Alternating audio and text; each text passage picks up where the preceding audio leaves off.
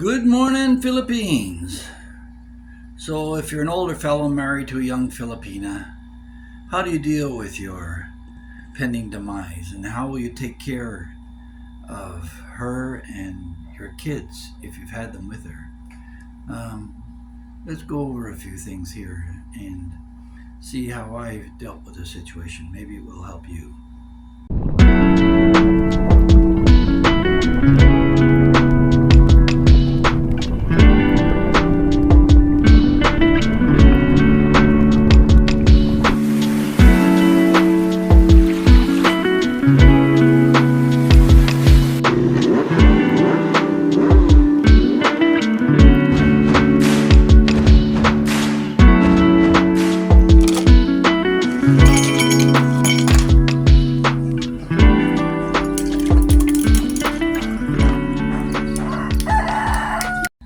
So, one of the problems you've got when you're older is life insurance. The premiums go up, and you don't know how much longer you're going to last anyway.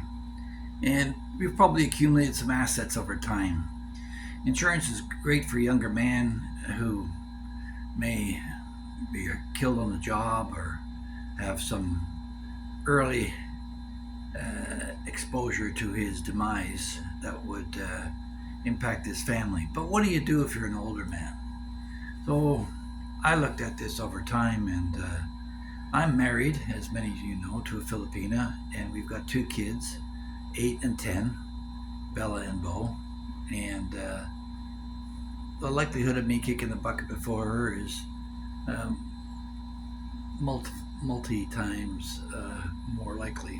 So uh, I thought about it, and like many North Americans, I did have some assets in North America, and I thought the other thing too is you've got family overseas that may want to lay claim on what you staked out for yourself, and I wanted to protect her from that as well. So uh, I realize in the Philippines, a foreigner, you cannot own any property, real estate. Property you can, I mean, cars or motorcycles, that type of thing, maybe a condo. But you can't own any land. And kudos to the Philippine government for that and protecting the Philippine people. And I've written previous videos how the deck is stacked against you as being a foreigner in dealing with issues here in the Philippines, because it is designed to protect the Philippine people.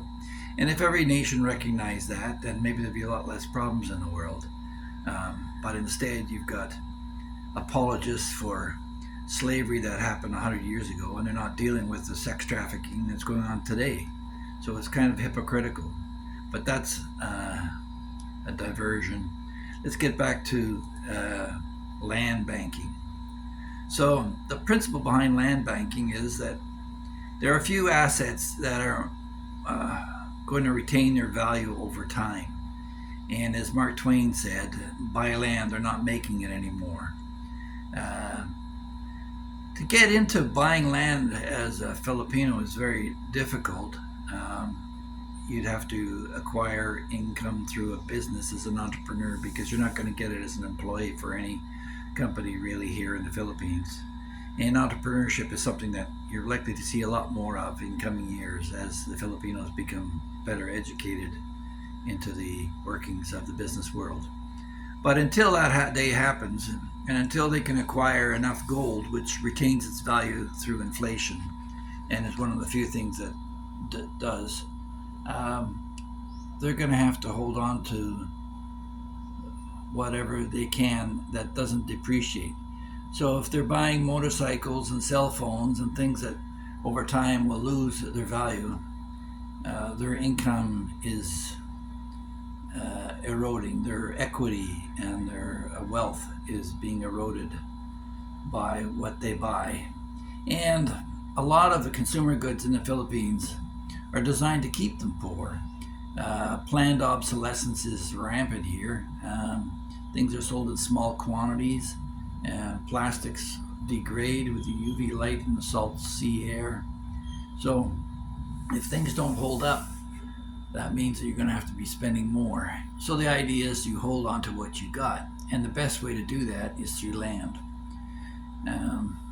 So the Philippine banks, uh, to get from there to here, how I went about it is that I had a couple of bank accounts in Canada and got debit cards on them and credit cards that I could withdraw on, because don't forget that there's a limit of 20,000 pesos that you have to punch in into the machine.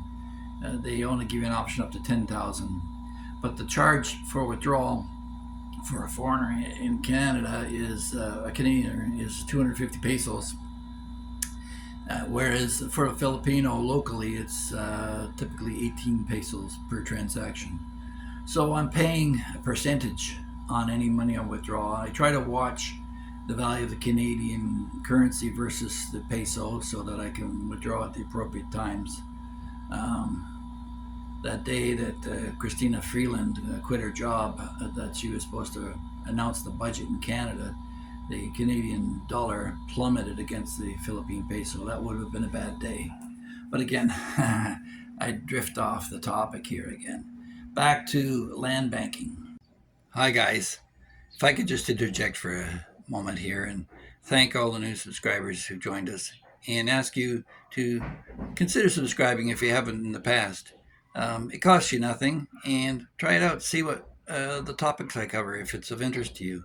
So the principle behind this, or the idea behind this, is that when I kick the bucket eventually, she'll have a property that she'll own free and clear.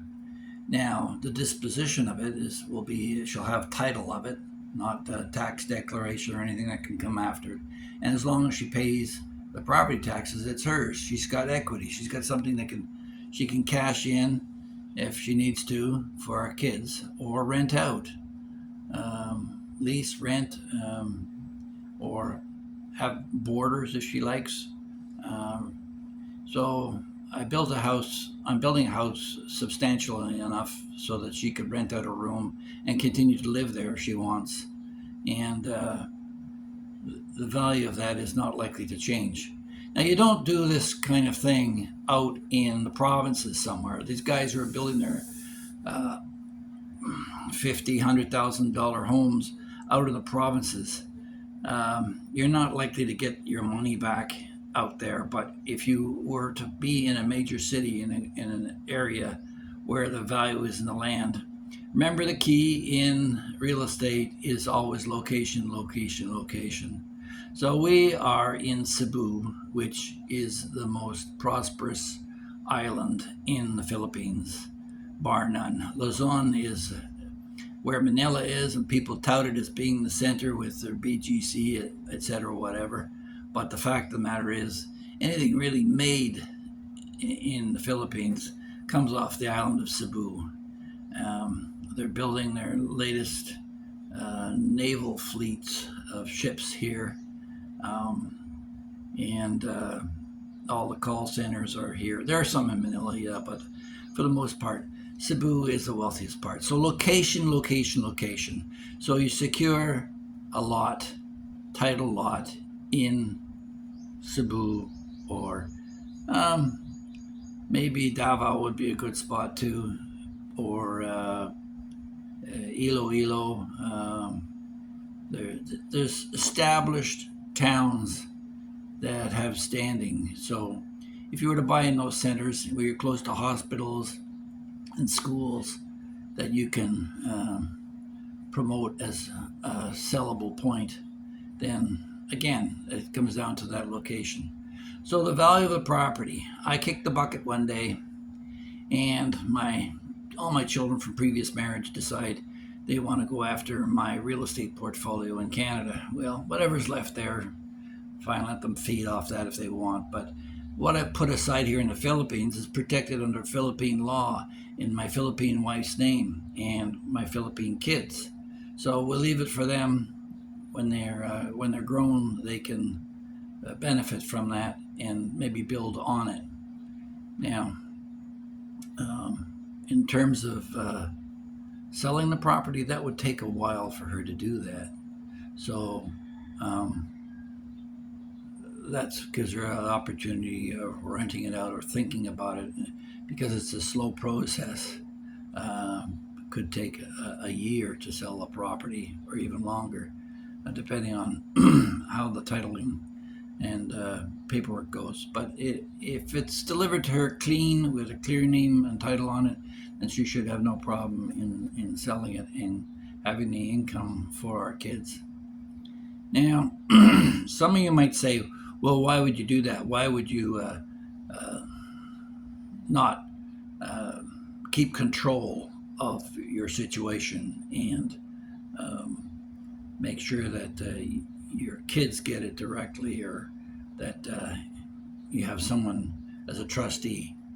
She's her mother. Nobody's going to love them more than her. And as far as control, in my lifetime, I'm here. I'm in control. I control the budget.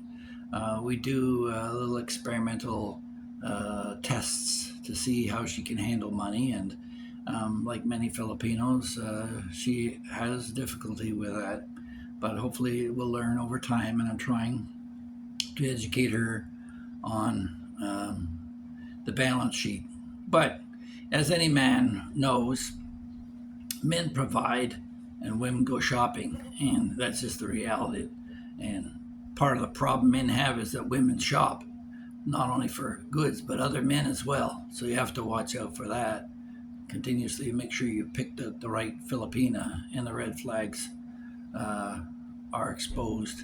But what is a red flag? That's a subject for a whole other video. What's a red flag for one may be a challenge for another. So that about wraps it up. Land banking is probably the best solution in dealing with future generations here in the Philippines, so that your Philippine is protected and the future of your children. So if you have any questions, please feel free to contact me either through my email or the comment section below, and have yourself a good day. Don't forget to like, share, and subscribe.